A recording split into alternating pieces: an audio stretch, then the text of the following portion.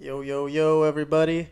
It's late at night. I couldn't fall asleep, so I figured this would be a nice time to take a little sports break, take a look back at the Premier League weekend that was. It was an exciting weekend of fixtures. In case anybody was out of town and away from their TVs all weekend, we'll get you caught up on these weekends' EPL, as all the teams now have two out of their 38 matches in the books. We'll start with the early Saturday game. Manchester United traveled to Wales and they continued to look amazing. The attack with Mkhitaryan on the right, Lukaku up top, and Pogba galloping down the middle with his long strides. Just deadly on the counter. Perfect for Mourinho's system. It's all clicking for them. Even Anthony Martial is playing really well on the left. He came off the bench to score the fourth in this one. United looking really great, but still yet to be tested. They lead the league with plus 8 goal differential after 2 games. They'll get Leicester City at Old Trafford next week. Burnley lost 1-0 to West Brom, who picked up their second win of the season after defeating Bournemouth 1-0 in their opening match. So they're tied up top with Manchester United at the moment. The Welshman, Hal Robson-Kanu, got the goal in this one, maybe off a bit of a poor defensive moment from Burnley. My question, though, is will they start to feel the loss of Michael Keane to Everton as this season drags on? Burnley, they were an excellent defensive team last year. It was their MO. Always controlled the game. Helped them to a 16th place finish last year, 6 points clear of relegation. Sure, they made a nice little profit off Michael Keane, but will it drop them into the pits of the relegation battle? Because after they went up 3 goals against Chelsea at Stamford Bridge last week, they gave up 2 goals to a 10-man Chelsea team in the second half, barely hung on, and a bad clearance cost them against West Brom. But as we all know, the transfer window opens up again in January, so that might be a need they'll figure to address later on. One more note about this game, though. Hal Robson-Kanu got sent off a few minutes after his goal for throwing an elbow. I didn't watch the entire game that closely to know if Burnley were being dirty and this was like a retaliation, but I will get back to this topic when we discuss Kyle Walker's red card against Everton a little later on in the show. Another relegation candidate, in my opinion, Bournemouth, lost at home to Watford 2-0. Not a good sign for Bournemouth losing at home. Only lost 4 at home all of last season. One of the best home supports in the league. Just Nathan Ake brought in from Chelsea over the summer to shore up the defense. And the goalkeeper also, Begovic, I forgot about him, also from Chelsea, who played really well in this one actually.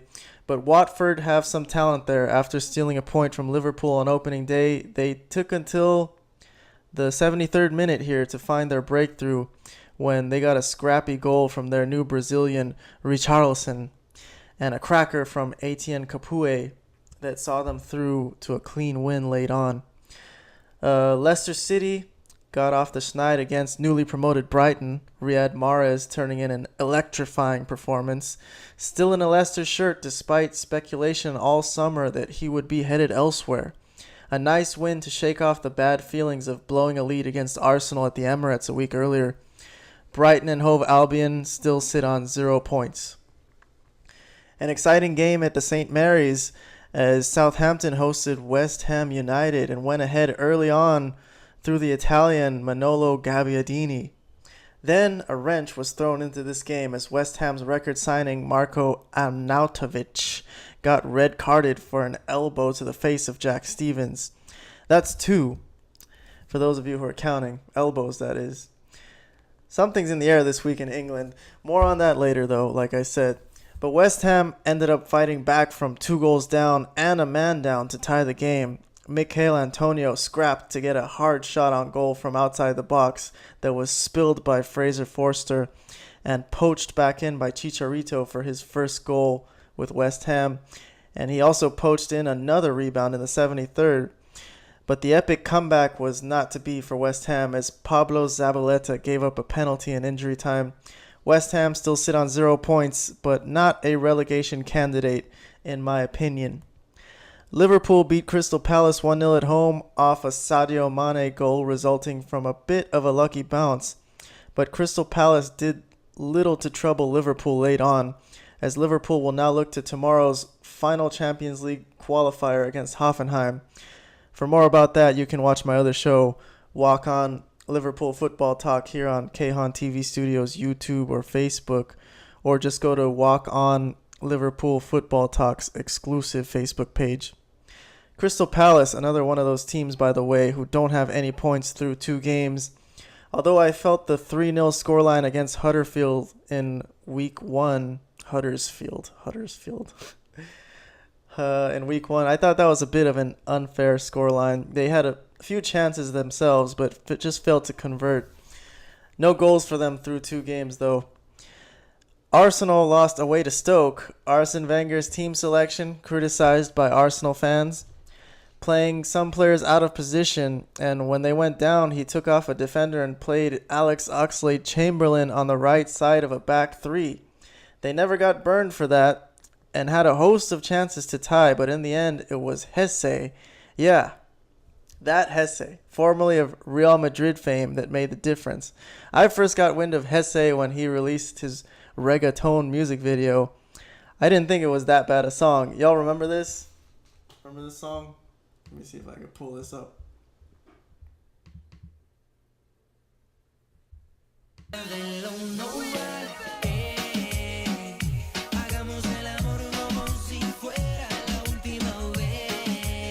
I could dance to this. It's not that bad. It's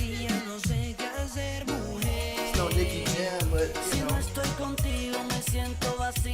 in a pinch, I could get some girls, get up on some girls on this. Alright, let's move on. No more dancing. No more dancing. Back to business. Football.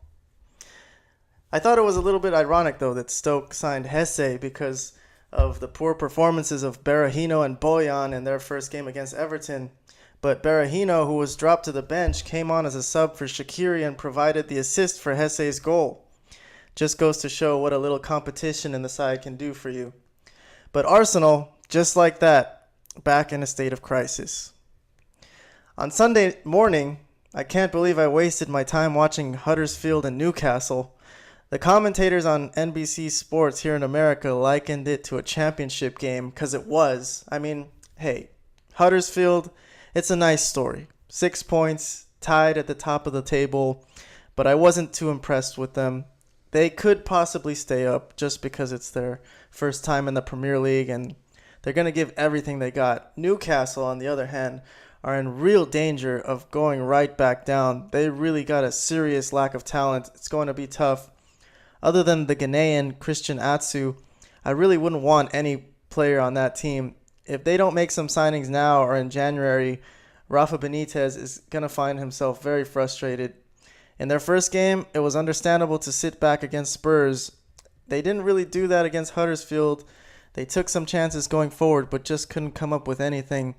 The game as a whole wasn't very great other than the one moment of quality that produced the winner. Before I move on to the 2 main events of the weekend, just to summarize, here is a list I made of my list of potential relegation battlers this season. I got Newcastle and Huddersfield and Brighton, all the 3 that just came up. They could all just go right back down. And Burnley, in my opinion, and I think this is going to be a controversial pick, but Bournemouth, I think, is going to be down there struggling to stay up. But it is early on in the season. This is a very early projection on my end, so we'll see what happens. Now, Tottenham took on the task of breaking in Wembley Stadium as their new home ground against the defending champion Chelsea Football Club. I watched this one. I thought it was a very solid home atmosphere for Spurs. The fans were into it, so I don't see that as an excuse for them losing, especially since they were gifted a goal from Batshuayi. And then Hugo Lloris let a goal in under his hands. Not the best of goalkeeping. Spurs had some decent chances, though Harry Kane fired one off the post late in the first half. Overall, Chelsea were far more disciplined than their disastrous first game against Burnley. Spurs will be fine, though. They are sure to pick up a lot of points playing at Wembley Stadium. Big win for Chelsea too, considering their injuries and suspensions. They are desperately trying to avoid that infamous championship hangover that's been looming over recent Premier League champions. And finally, Everton were very impressive on the road against Manchester City at the Etihad.